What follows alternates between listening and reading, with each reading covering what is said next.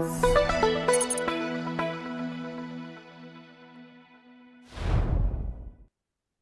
the call on Yahoo Finance starts now. Brad Smith here alongside Diane King Hall. Welcome to the program, Diane.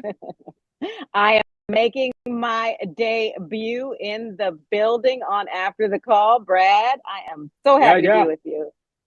Well, let's get into it. Earnings call for Meta Platforms, parent company of Facebook, Instagram, WhatsApp, self-proclaimed breaker of chains, they might call themselves. It just wrapped. Let's take a look at this, the Yahoo Finance top trending ticker this afternoon as the call has been taking place. You've been taking a look at the shares, as have we. Yes, indeed. They are up right now by about 11.8% here as we're continuing to watch this very closely here. There hasn't been enough movement here to really kind of considering everything that was said on the call, and we're going to get to that in a second. There hasn't been much of a fall at all. It's been pretty stable. No fall. It went higher. Wobble, but no fall down. And ultimately here, as we think about what was talked about, mentions of spending plans, fine, expected, AI infrastructure, ROI prioritization. It's progressive, it's measured, good. It's a company that in this year of efficiency is not just throwing crap out there and hoping that the creators and developers flock to it and the advertising dollars flow in. And so that's what's going to be interesting to dive into even more here. But shares right now, Diane, holding up. Want to get right to our key takeaways. First, let me lead off here because we had a little bit of overlap here, but as I think about some of my key takeaways, and this is one where we actually did overlap. Meta not giving up on the metaverse here. Additionally, Reels, not at all. Real deal, not at all. The Reels are the real deal. And one of the stats that was particularly interesting here, you saw a 24% increase on time spent on Instagram, and that was driven by AI recommendations as well. And so that's where it gets me to my third key takeaway: AI infrastructure. CapEx, that's going to become more clear later this year with those capital expenditures. So those are some of the key takeaways that I got from CEO Mark Zuckerberg and CFO Susan Li. Diane? Definitely. I mean, Mark in the building today, he sounded so happy on the call. I mean, as happy as he's a measured person. So for him, it sounded, he was really pleased with the results. And again, I mean, they got me with the Reels. Every time I go on there, they suck you in. So I'm not surprised about that 24% increase in time spent on IG because of Reels. Like I said, Reels, the real deal for IG, for the greater Meta ecosystem there. It was interesting to know he didn't spend as much time on the OG Facebook because that came up in the Q&A, but it was certainly a factor in them even using Reels to drive growth there. They beat expectations, as we know, on profit, 5.7 billion, net income, better than the expectation of 5.1 billion. So Mark definitely sounded really pleased. The Reels, and I loved, well, he had some passion in his voice because, you know, Meta was his baby, metaverse. I mean, the metaverse. So, and the company is still called Meta. So he is clearly still taking that bet on the metaverse, and he said he wanted to make it clear that he's not giving up on that. They're not giving up on that. That's going to go in tandem with AI. So well, what they're certainly not giving up on is metadata that sits, of course, at the intersection of everything that they do power here. Let's talk about Reels first here, because as we think about and as we've been breaking down, of course, the 24% increase, what we saw in Reels, it was a clean scorecard when it came actually down to the financials here. And it does raise this question of how much of that was driven by Reels and the AI element that they've been looking to improve within the algorithm. Here's what they had to say on the call. Reels continues to grow quickly on both Facebook and Instagram. Reels also continue to become more social, with people resharing Reels more than 2 billion times every day, doubling over the last 6 months. Reels are also increasing overall app engagement, and we believe that we're gaining share in short-form video too. Yep. Okay. There so you have it right there. Yeah, indeed. And so all of that considered here, they went on to talk about where AI plays a role in Reels. And for AI specifically, you think about how that's going to be layered into in generative AI, how that's going to be layered into their advertising. They talked about AI agents, which kind of took me into a vision of seeing a Facebook edition of Optimus or the Terminator or something of that nature. But AI agents, this is going to be key here. Yeah, and it's going to touch every one of their products and services in multiple ways they mentioned. And they're hosting AI solutions already across WhatsApp, IG, and Messenger that developers can get their hands on, it seems, right now. Yeah, indeed. And you don't think about what was interesting to me to note was the AI influence on Reels. I don't even think about that as an end user. You just, kind of go through this cycle of clicking, and clearly it's working for multiple users who, use Instagram. But the other thing that was interesting, as we mentioned earlier, about there was a lot of focus on obviously AI, but then he made the comment, Zuckerberg made the comments about the metaverse. And I know I kind of paraphrased that, but let's take a listen to what he had to say.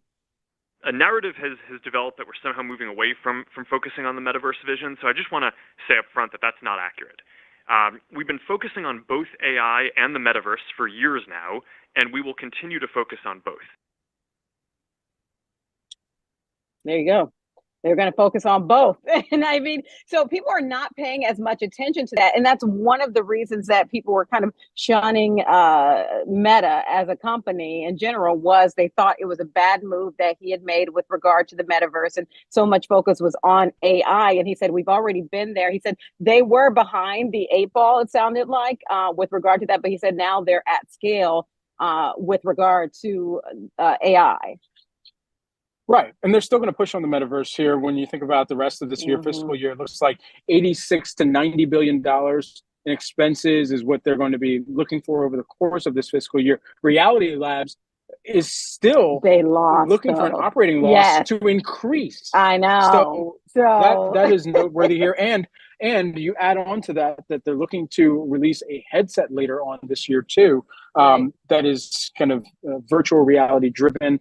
Of course, that's stemming from acquisitions that they've made in the past to really play within that virtual reality landscape. So one that would perhaps be an immersive piece of technology that they have talked about with the metaverse for a while to this point here. Let's talk layoffs too, because they talked about that on the call with regard to, one, they've been in a hiring freeze since November. So about a 6-month hiring freeze. They said they expect the rest of those layoffs to be done by May. So they're going to be cutting. But, someone asked the question about the expected, I guess they had mentioned something about an expected increase in headcount this year. So Susan Lee clarified that and said, yeah, I guess after these layoffs are completed, when all is said and done, they have budgeted for a 1% to 2% increase in headcount. So it's interesting to see that once they've worked through that churn, if you will, that they may be adding back to the workforce.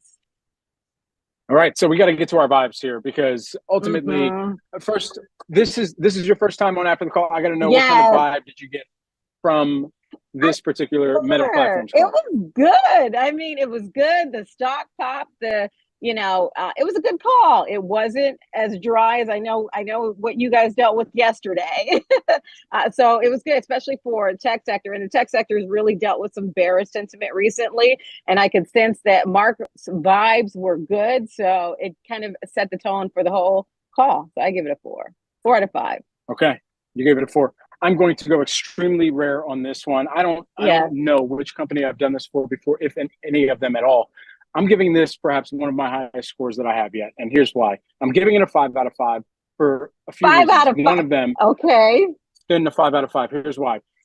It had to be an extremely thread the needle type of conversation where not only were you recognizing the job cuts, the massive layoffs on a percentage basis and on a overall figure basis that you were making, you also had to spell out in this year of efficiency where else those dollars in the future would be allocated towards.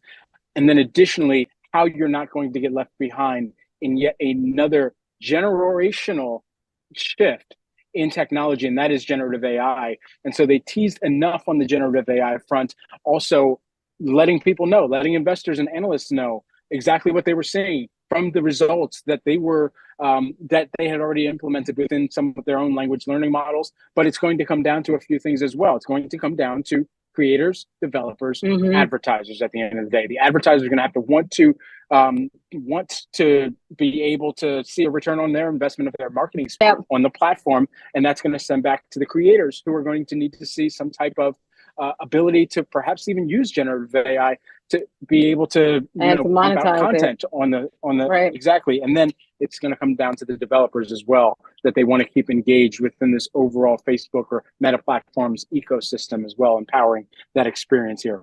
So Lastly, we got to bring in Yahoo Finance's tech editor, Dan Howley. Dan Got to Howley. get your sentiment, Dan.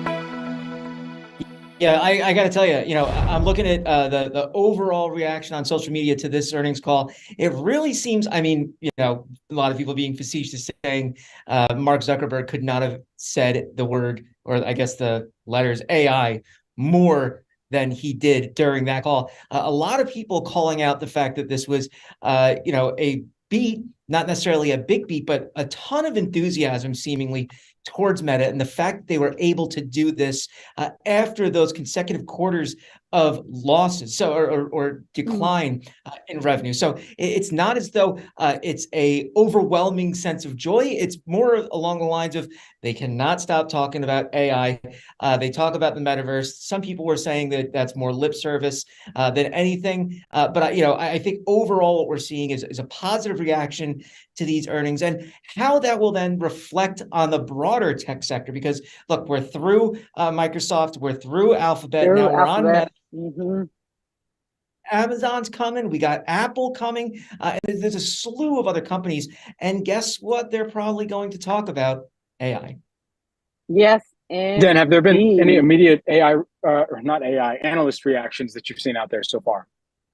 So far, it was really, from the call, a lot of folks praising Mark Zuckerberg, praising the performance of the company and the cost-cutting measures that they've done, those layoffs, and then cutting back on capital expenditures.